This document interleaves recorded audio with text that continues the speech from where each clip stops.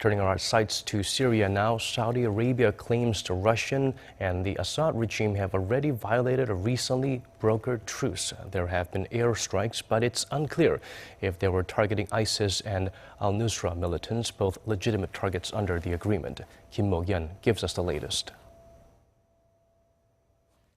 Saudi Foreign Minister Adel Al Jubeir has accused Russia and the Syrian government of violating a cessation of hostilities agreed upon by Washington and Moscow.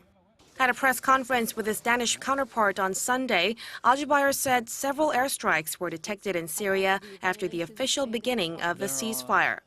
He said Riyadh was discussing the problem with international powers and warned of another plan if the agreement continued to be violated.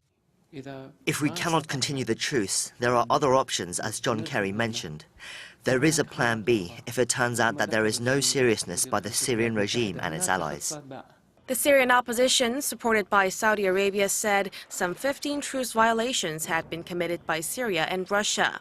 The UK-based Syrian Observatory for Human Rights also said warplanes bombed 7 villages in Aleppo and Hama provinces on Sunday.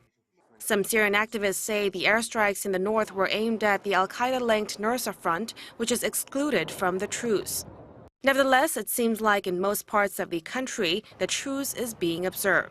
The Syrian opposition umbrella group, the High Negotiations Committee, said that despite violations in some regions, it was good to see people moving around the streets after the truce came into effect.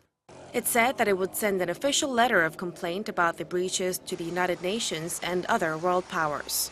Whether the latest U.S.-Russian agreement will be effective in the long term remains to be seen. Kim Mo-kyun, Arirang News.